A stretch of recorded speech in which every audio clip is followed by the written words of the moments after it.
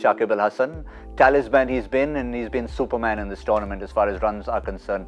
Just look at that contribution. Every single time he's walked out to bat, his lowest score you can see at Trent Bridge against Australia has been 41 of 41. Otherwise, he's got starts, converted them to 50, he's got to 100. He's really been magnificent. Mustafizur at number 2 in the bowling department. Shakib Al Hasan has been the king with the batting at number 2 as well. He has made a huge impact on this Yes.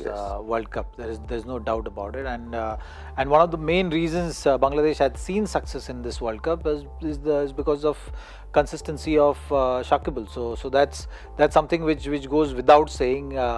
Even if you don't mention it, everyone knows what has been the success formula for Bangladesh, because putting runs on board has massive advantage, and he's been the key component of that Bangladesh batting lineup. Mind you, Tamim has not really fired in this tournament. Yeah, he has. He is someone who has been taking that mantle, but Shakib has done fantastically well, and putting him at number 3 has been one of the best things Bangladesh has done. Mushfiqur is another batsman who needs mention. Has made impact on the World Cup with that 100 as well, and he's someone. Again, in that middle order, these three, the top order and middle order, they form a very formidable composition, and that is something which is going to be vital in today's chase as well. If Bangladesh wants to finish on a high and on a winning note, then these three needs to come together to set that platform, and more than platform actually, to win today's match. I can tell you, Robin, I happened to be in Bangladesh at the time when, just like we had our number 4 discussion for weeks and weeks and weeks for India, they had this number 3 discussion for a long time, and Shakib finally, with a few discussions, put his hand up and says, okay, I'll take it.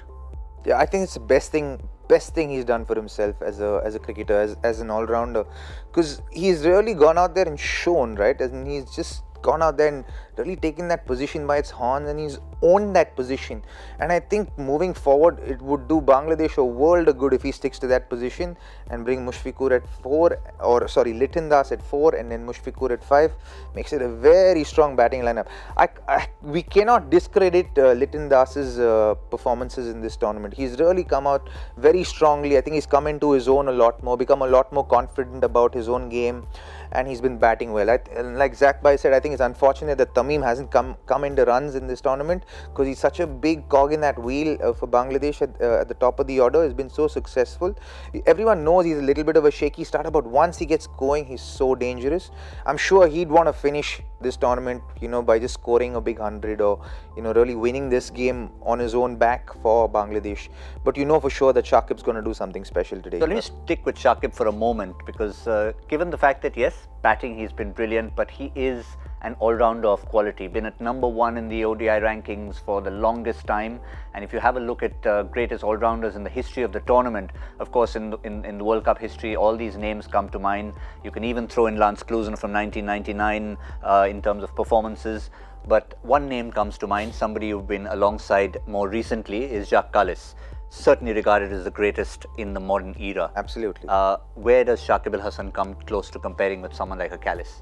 For all-round contribution. See, Kallis was a number 3 batsman in Test cricket, so it makes a huge difference, because you're literally playing the new ball, and as with someone who's played against Zach Bhai quite a lot, and Zach Bhai's played against him, and he's bowled to him, he's batted against him, so you know that his experience in Test cricket will give you a truer explanation of why he's considered the greatest.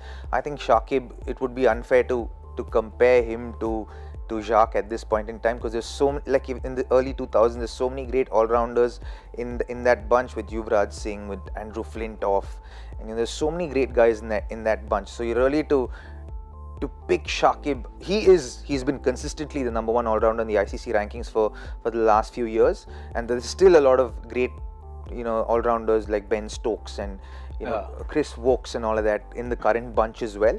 So it would be unfair to a lot of them to just say, okay, he's the best, but yes, he's definitely amongst the very best that's played the game. I agree with the Test cricket aspect of it, but suppose you were to isolate just ODI cricket. Does he still stack Well, up? we are in an era where we are finding a lot of these all rounders. Like I think I'll put Hardik also right up there. He's evolving as a very good all rounder. You have someone like Ravindra Jadeja also, who has been making Yes, that forgot impact. him. You have Ben Stokes and you have someone like Chris Wokes also, who has been consistent with bat and ball.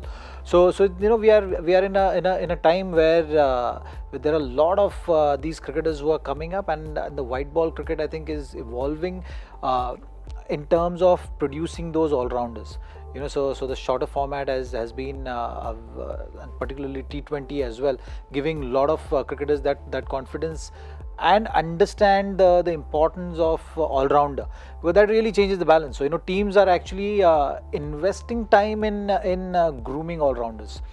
So that is something which has changed. The lower order batting contribution has been looked at a very in a very important aspect of any team. So every team is spending enough time in terms of working on that lower order contribution, and to change that balance, you need someone who is having these three disciplines. You've seen Ben Stokes, how fantastic he has been in this tournament. With the bat, played those crucial knocks when required. Couldn't really get those numbers really high, but he was like he missed a couple of hundreds, but he has made that impact with the bat, with the ball in hand, and with him in the field as well, with those brilliant catches. So that first catch sort of set the tone for the entire tournament. It did. So what Tamim has done well, that he has been at it for a longer time than these guys. Shakib is done. Shakib. So for what Shakib has done, he's been consistent, for last 4-5 years with his performances. And in terms of ranking, he's right up there. In terms of numbers, he's right up there. And performing at a stage as big as World Cup not only talks about him maturing as a cricketer and as an all-rounder, but also proving that he can take on any opposition. Yeah. So I think that leap he has taken, that there is a level up with Shakib. So with that regard, I think he has come a long way in terms of creating that impact, that now people have started talking that, okay, is he in the greatest of all rounders with regard to the white ball, and that itself shows a huge amount of respect for the cricketer that Shakib is, and the journey which he has done so far in cricket. For all you know right now, if he's just started batting at number 3. For all you know, for the rest of the career, if he bats at number 3, you really see where he stands as a batter and as an all-rounder. But as one can truly safely say, what Shakib is what Sachin Tendulkar is to India, Shakib is to Bangladesh, because he's really like someone who's really served that country for a really long time. He draws a lot of emotion from them, from the people.